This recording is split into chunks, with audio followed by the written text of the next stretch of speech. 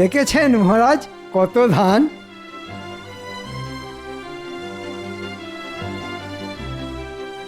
আহা, দেখলেও যেন চোখ জুড়িয়ে যায়। ঠিক বলেছেন মহারাজ, এবারের মতো ফসল মনে হয় আগে কখনো হয়নি। সবই মা ভবানীর কৃপা।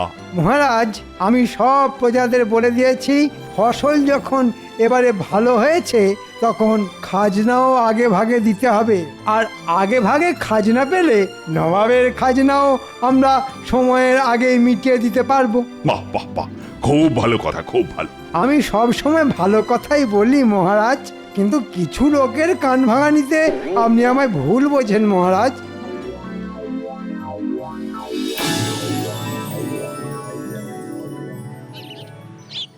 আচ্ছা গোপাল, বলো তো এটা কি ফুলের গাছ? এ ফুল গাছের কোনো নাম নেই মহারাজ, কেননা এ গাছ পথের ধারে বেড়ে ওঠা বুনো ফুলের গাছ। এ হতেই পারে না, গাছ আছে অথচ গাছের নাম নেই। আসলে তুমি জানো না তাই বলছো। আজ তাহলে একটা কথা বলি, গোপাল অনেক কিছুই জানে না মহারাজ, কিন্তু এমন একটা ভাব করে যেন কতই না জানে। যতদূর মনে হচ্ছে এটা হচ্ছে গোকুল ফুলের গাছ। গোকুল ফুল? মহারাজ, গোকুল নামে পিঠে হয় শুনেছি, কিন্তু গোকুল ফুল না না, এটা আমার জানার মধ্যে পড়ে না মহারাজ। জানবে কি করে? তুমি তো আসলে ঘেঁচু জানো। আমি ঘেঁচু জানলে আপনিও মানকচু জানেন। কি এত বড় কথা, আমি মানকচু জানি? দেখেছেন মহারাজ, গোপালের আস্পর্ধাটা একবার দেখেছেন? আপনাকে মান কচু বলে অপমান করলো। এই গোপাল, তুমি তুমি আমার সামনে থেকে দূর হয়ে যাও তো। তোমার মুখ আর দেখতে চাই না আমি। তার মানে চাকরি থেকে তাড়িয়ে দিচ্ছেন? সে তুমি যা মনে করো তাই চাও। একটু ভোরকে দিয়ে যাচাই করে দেখি। ঠিক আছে, চলে যাচ্ছি। জানেন তো, বর্ধমান রাজা কিন্তু আমাকে নেবার জন্য হাত ধুয়ে বসে আছে। তাহলে যাই, বর্ধমানেই চলে যাই। হ্যাঁ হ্যাঁ, যাও যাও। কি ভাবছো তোমাকে ছাড়া কৃষ্ণনগর অন্ধকার? গোপাল সত্যি সত্যি বর্তমানে চলে গেলে তো খুব মুশকিল। মন্ত্রী, আমায় কথা বলতে দাও। শোনো গোপাল, চাকরি থেকে তাড়িয়ে দেবার কথা আসছে না, তবে মুখ দেখবো না যখন বলেছি, তখন কাল থেকে আগামী 3 মাস তোমার মুখ আমি দেখবো না। এই 3 মাস তুমি ঘরে বসেই মাইনে পাবে। বাবা, ঘরে বসেই মাইনে? তবে হ্যাঁ, ভালো ফসল হওয়ার জন্য আমি যে সকলকে মাইনে বাড়িয়ে দেবার কথা বলেছিলাম, তুমি কিন্তু সেটা পাবে না। শুনলে তো গোপাল, এবছর তোমার মাইনে আর বাড়বে না। এই হলো বাচালতার শাস্তি, বুঝলে? বাংলায় একটা কথা আছে জানেন তো, মানুষে দিলে কুলোয় না, আর ওপরওয়ালা দিলে ফুরোয় না। মহারাজ যতই দিন না কেন, তাতে আমাদের কারোরই ভালোভাবে চলে না। হ্যাঁ, কিন্তু ওপরওয়ালা দিলে সারা জীবন ফুরোবে না। আমি তাহলে চলি মহারাজ। হ্যাঁ হ্যাঁ, যাও, তুমি এখন আসতে পারো।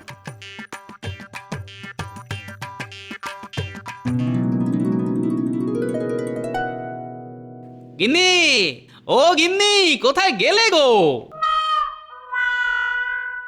মহারাজের সঙ্গে তো বেড়াতে গিয়েছিলেন, তা এত তাড়াতাড়ি ফিরে এলে যে? আরে মহারাজ 3 মাস সবেতন ছুটি দিয়ে দিলেন। উমা, সে কি কথা গো? বলা নেই কোয়া নেই, 3 মাস ছুটি? তা কেন? তা কি করে বলবো? তা এই 3 মাস কি করবে কিছু ভেবে দেখেছো কি? কেন? খাবো দাবো আর নাতি নাতনিদের সঙ্গে খেলা করবো। দাও, চাটি খেতে দাও দেখি, বড্ড খিদে পেয়েছে।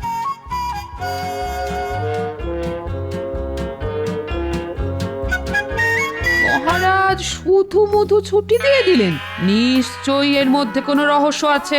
কি জানি বাবা, এতদিন ঘর করেও মানুষটাকে ঠিক বুঝে উঠতে পারলাম না। ধুর।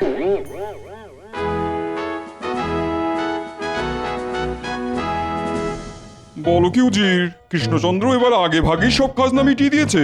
তাহলে আর বলছি কি জাহাপানা, শুনলাম এবছর কৃষ্ণনগরে আশাতিরিক্ত ফসল ফলেছে, আর তাতেই কৃষ্ণচন্দ্রের এত লাফালাফি। সে তুমি যাই বলো না কেন, আমার অধীনস্থ সব রাজাদের মধ্যে ওই তো সর্বপ্রথম খাজনা পাঠালো। হ্যাঁ, তা পাঠালো, কিন্তু সেটা তো নিয়ম মাফিক। কিন্তু ভেবে দেখুন জাহাপানা, কৃষ্ণচন্দ্র কিন্তু একবারের জন্যও আপনাকে জানালো না যে তার রাজ্যের অতিরিক্ত ফসল ফলার কথা। বলুন বলুন, এটা কি অন্যায় নয় বলুন? হ্যাঁ হ্যাঁ হ্যাঁ হ্যাঁ, এটা খুব অন্যায়। আচ্ছা উজির, এই অন্যায়ের জন্য ওকে কি শাস্তি দেওয়া যায় বলো তো? আইন মাফিক তেমন তো কোনো শাস্তি দেওয়া যায় না হুজুর। তাহলে? তবে ওকে মোক্ষম রকম প্যাঁচে ফেলে, মানে ঘুরিয়ে উত্তম রকমের শাস্তি দেওয়া যায়। তাহলে আর দেরি করছো কেন? মাথা খেলিয়ে এক্ষুনি একটা মোক্ষম রকমের প্যাঁচ বের করে ফেলো।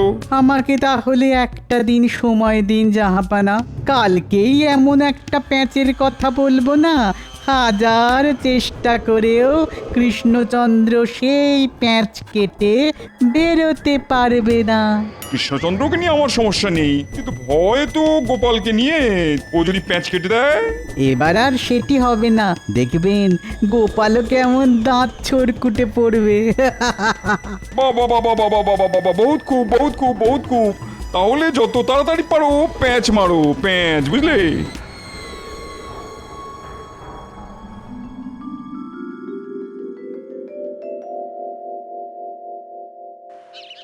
কই গো গিন্নি, আরে কোথায় গেলে?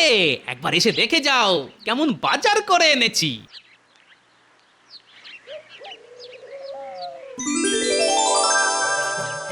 মা গো মা, কোথায় যাবো গো? কিপটে বুড়ো আজ হাত খুলে কত বাজার করে এনেছে গো। এই দেখো দেখো দেখো, থলি ভর্তি আনাজপাতি আর পাক্কা 100 ওজনের একটা ইলিশ। জমিয়ে রাখো তো আজ, নাতি নাতনিদের নিয়ে একেবারে জমিয়ে খাবো। আমরা তাহলে এখন কি খেলবো দাদু? ডাঙ্গুলি না কুমির ডাঙ্গা? ডাঙ্গুলি না, কুমির ডাঙ্গা। ডাঙ্গুলি।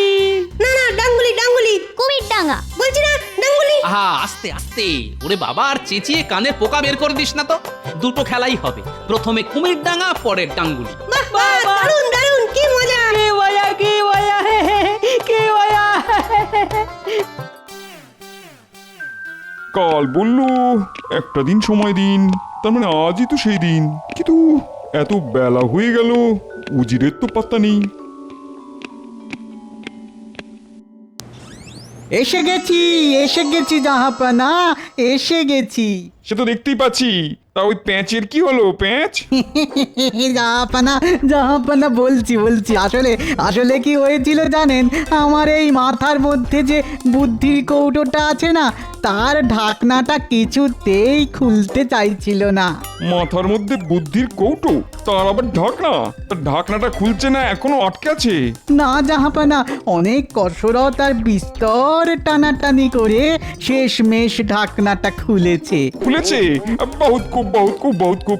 বলো বলো বলো বলো বলো, ঢাকনা খোলার পর তার থেকে কি বুদ্ধি বেরিয়ে এলো? ঢাকনা খুলতেই তার থেকে হু হু করে বেরিয়ে এলো শুধু প্যাঁচ আর প্যাঁচ, প্যাঁচ আর প্যাঁচ, আর সেই প্যাঁচের পর প্যাঁচ গেঁথে এমন একটা প্যাঁচের মালা গেঁথে এনেছি না, যা ওই কৃষ্ণচন্দ্রের গলায় ফাঁসের মতো জড়িয়ে ধরবে। শুধু কথার জাল বুনো না উজির, প্যাঁচের কথা বলো। হ্যাঁ, এইটা বলছি।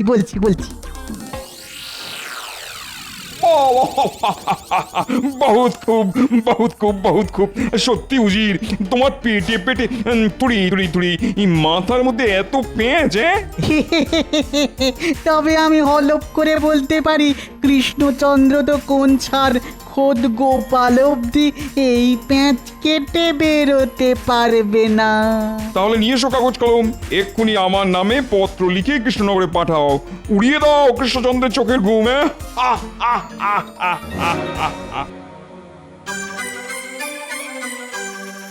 মহারাজ, আজ একটা সুখবর ঘোষণা করবেন বলেছিলেন। আরে করব এত তাড়া কিসে? আসলে মনের ভেতরটা বড্ড আনচান করছে যে। বাবা, একেবারে আনচান করছে। হ্যাঁ মহারাজ, সুখবরটা শোনার উত্তেজনায় বুকের ভেতরটা কেমন ধরপড় করতে শুরু করে দিয়েছে। থাক, এতই যখন ধরফর করছে তখন বলেই ফেলি, কি বলো? হ্যাঁ মহারাজ, বলুন। ভালো ফসল হওয়ার জন্যে আমি সকলকে মাইনে বাড়িয়ে দেবার কথা বলেছিলাম। কি মনে আছে তো? আছে মহারাজ, মনে সেই কথা, এই হৃদয়ে আছে সেটা গাঁথা। তাহলে সভাকবিকে দিয়ে শুরু করি। আর সভাকবির মাইনে বাড়লো 10 টাকা। এই বাজারে 10টি টাকা, তার যে বড় দাম। কিনতে পাবো মাছ মাংস আর যে পাকা আম। সেনাপতি, রাজবৈদ্য, রাজজ্যোতিষী আর রাজপণ্ডিত এই সকলের বাড়লো 15 টাকা করে। মহারাজের জয় হোক। বিজ্ঞানী ছুটিতে দেশে গেছে, ও ফিরে এলেই ওর বর্ধিত মাইনে আমি ঘোষণা করব। মহারাজ, গোপালের মাইনে? ওর কথা এখন থাক। সেই ভালো মহারাজ। তবে আমার কথাটা এবার বলুন, কত বাড়লো আমার? আর তুমি যেহেতু মন্ত্রী, তাই তোমার মাইনে একটু বেশি বাড়বে। তোমার মাইনে বাড়লো 20 টাকা। এ মা, মাত্র 20? কেন, আপনি কি ভেবেছিলেন মাইনে বাড়বে ঝুড়ি ঝুড়ি? এই তোমার থামা তো, থামা। সব কথায় কেবল হ্যাঁ হ্যাঁ করে হাসা। মহারাজ কৃষ্ণচন্দ্রের জয় হোক। আরে নবাবের দুধ যে, তা বলো কি খবর? নবাব এই পত্রখানি পাঠিয়েছেন।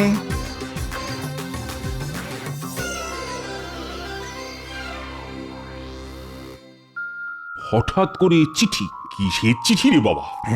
এবারে তো আগে ভাগেই খাজনা পাঠিয়ে দেওয়া হয়েছে, তাই মনে হয় নবাব খুশি হয়ে এই চিঠি পাঠিয়েছেন। হতে পারে। পড়ো তো দেখি, পড়ো। কৃষ্ণচন্দ্র, আশা করি সব কুশল। বরাবরের মতো তুমি এবারেও কড়ায় গন্ডায় খাজনা মিটিয়ে দিয়েছো। এবার আবার যথেষ্ট আগে ভাগে। আমি এতে খুব খুশি হয়েছি। কি মহারাজ, বলেছিলাম না? চিঠিতে আর কিছু আছে কি? হ্যাঁ, এখনো কিছুটা লেখা আছে। তাহলে পড়ো। আমার অনেক দিনের বাসনা যে দিনের বেলাতে আমার প্রাসাদে কিছুক্ষণের জন্য হলেও যেন রাতের আঁধার নেমে আসে। দিনের বেলায় রাতের আঁধার? কি অদ্ভুত বাসনা রে বাবা। তুমি যদি খুবই স্বল্প ব্যয়ে আমার প্রাসাদে দিনে রাতের অন্ধকার নামিয়ে আনতে পারো, তাহলে অনেক ইনাম পাবে তুমি। আর না পারলে 5,000 মোহর জরিমানা হবে। আর সেই সাথে 500 বিঘা জমিও কেড়ে নেওয়া হবে। আর সেই সাথে 5 সপ্তাহের জন্য কারাবাস। হ্যাঁ, বলে কি? দিনের বেলা রাতের অন্ধকার নামিয়ে না আনতে পারলে এইরকম শাস্তি? চিন্তা করবেন না মহারাজ, চিন্তা করবেন না, ও কিছু একটা হয়ে যাবে। কিছু হয়ে যাবে মানে? বলি, লেখাগুলোর মানে কি তুমি বুঝতে পেরেছো? আরে দিনের বেলা রাতের অন্ধকার নামিয়ে আনতে হবে। হ্যাঁ, তা তো হবেই। তা কি করে হবে? খুব সোজা ব্যাপার মহারাজ। প্যান্ডেলওয়ালাকে ডেকে নবাবের সমস্ত প্রাসাদের ওপর প্যান্ডেল বেঁধে দেব। ব্যাস, তাহলেই আলো ঢুকতে না পেরে দিনের বেলাতেই রাতের অন্ধকার। হ্যাঁ, কি মহারাজ, কেমন পাকাপোক্ত বুদ্ধি দিলাম বলুন? ঘেঁচু বুদ্ধি দিলে, কচু বুদ্ধি দিলে। কেন মহারাজ, খারাপ কিসের? বলি, নবাবের প্রাসাদের আয়তন আর উচ্চতা ভেবে দেখেছো? বিশাল ওই প্রাসাদকে প্যান্ডেল দিয়ে ঢাকতে গেলে ভিটে মাটি না চাঁটি হয়ে যাবে। আমার মাথায় একটা বুদ্ধি এসেছে। তাই না? তা বলো শুনি। জঙ্গল থেকে ওই বড় বড় বট ও অশ্বত্থ ইত্যাদি গাছ নিয়ে গিয়ে ওই নবাবের প্রাসাদের চারপাশে বসিয়ে দেবো। ব্যাস, আলো ঢুকতে না পেরে দিনের বেলাতেও রাতের অন্ধকার নেমে আসবে প্রাসাদে। তোমার মুন্ডু আসবে। কেন মহারাজ? গাছ দিয়ে প্রাসাদের ধারগুলো না হয় ঢাকলে, কিন্তু প্রাসাদের মাথাটা ঢাকবে কি করে? তা মাথা দিয়ে আলো ঢুকবে না। হ্যাঁ, ওই মাথার কথা তো খেয়াল ছিল না। ঠিকই তো। বিপদের সময় তো কোনো কিছুরই খেয়াল থাকে না তোমাদের। অপদার্থের দল সব। যাও যাও, সকলে বাড়ি যাও তো, আজকের মতো রাজসভা বন্ধ। ও হ্যাঁ, যতদিন না নবাবের এই ঝামেলার ফয়সালা হচ্ছে, ততদিন কিন্তু কারো মাইনে আর বাড়ছে না। যা হয়ে গেল।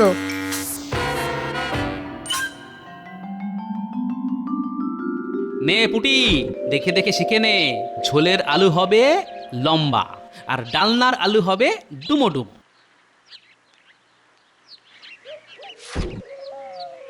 উমা, এ কি করছো? তুমি আবার আনাজ কাটতে বসেছো কেন? তাতে কি হয়েছে গিন্নি? বাড়িতে বেকার বসে আছি। নাও নাও নাও, এই ওঠো ওঠো, আমি যখন এসে গেছি তখন আমায় দাও। তাহলে কিছু খেতে দাও। আলু কাটতে কাটতে বুঝলে বড্ড খিদে পেয়ে গেছে। ও আবার খিদে? দাঁড়াও দাঁড়াও, দিচ্ছি।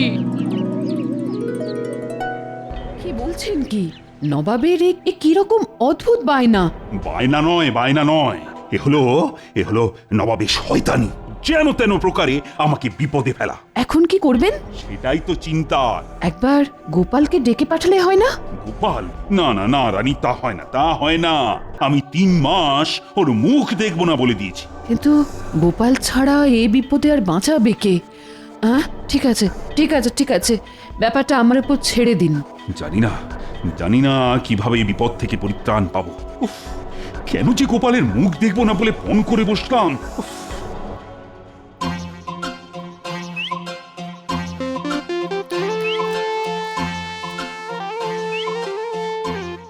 আরে রক্ষী, খবর কি? তোমাকে একবার রাজবাড়ি যেতে হবে। ও, মহারাজ ডেকেছেন বুঝি? মহারাজ নয়, রানীমা বললেন খুব দরকার। হঠাৎ করে রানীমা ডেকে পাঠালেন কেন? ঠিক আছে, তুমি যাও, আমি মুড়িটা খেয়েই আসছি।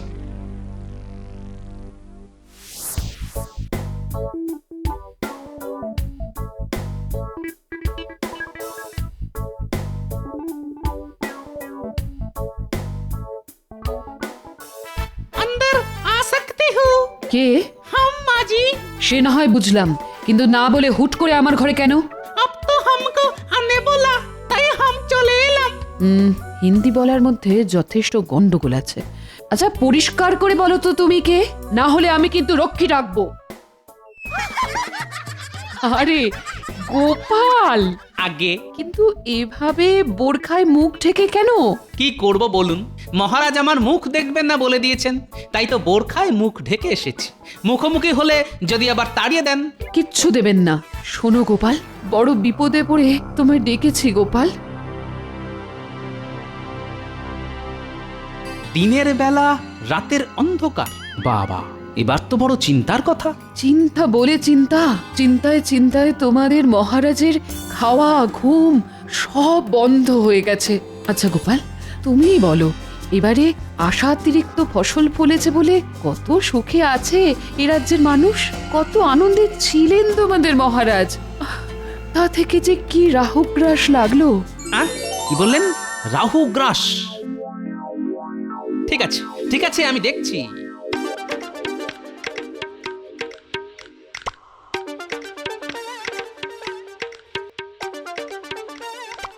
রাজজ্যোতিষী বাড়ি আছেন নাকি? আরে আরে গোপাল যে, এসো এসো এসো এসো, ভেতরে এসো, ভেতরে এসো।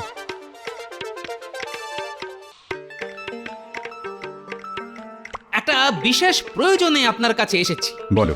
আচ্ছা, কাছাকাছি কবে সূর্যগ্রহণ লাগছে সেটা বলতে পারেন? দাঁড়াও দাঁড়াও, একটু বসো, আমি একটু পঞ্জিকাটা নিয়ে আসি। হ্যাঁ,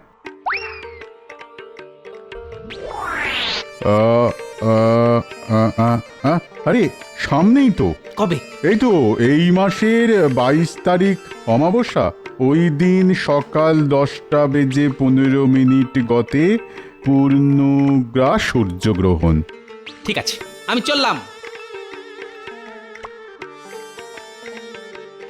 কি ব্যাপার, ঝড়ের মতো এলো আবার তুফানের মতো চলে গেল, আশ্চর্য।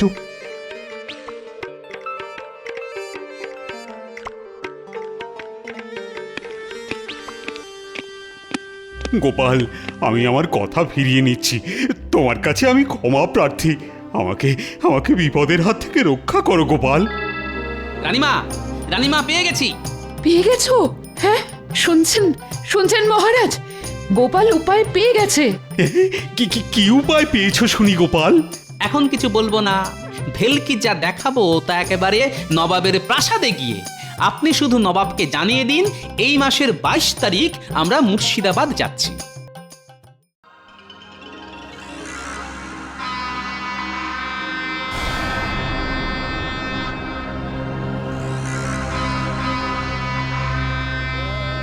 কি কৃষ্ণচন্দ্র, দিনের বেলা রাতের অন্ধকার দেখাতে এসেছো?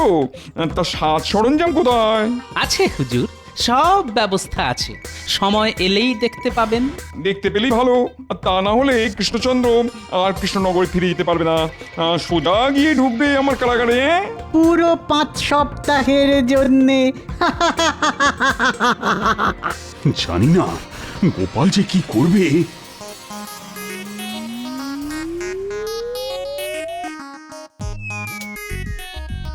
আরে ঘরের ভেতরে সব অন্ধকার হতে শুরু করে দিল যে। হ্যাঁ তাই তো। আর একটু অপেক্ষা করুন হুজুর, দেখবেন আপনার বাসনা মতো দিনের বেলাতেও রাতের আধার নেমে আসবে আপনার প্রাসাদে। কি এই সারা ঘর তো অন্ধকার হয়ে গেল গোপাল, এটা তুমি কি করে করলে? আমি কিছুই করিনি, যা করেছে রাহু, কারণ বাইরে যে পূর্ণগ্রাস সূর্যগ্রহণ শুরু হয়ে গেছে। পূর্ণগ্রাস সূর্যগ্রহণ? কই দেখি দেখি দেখি।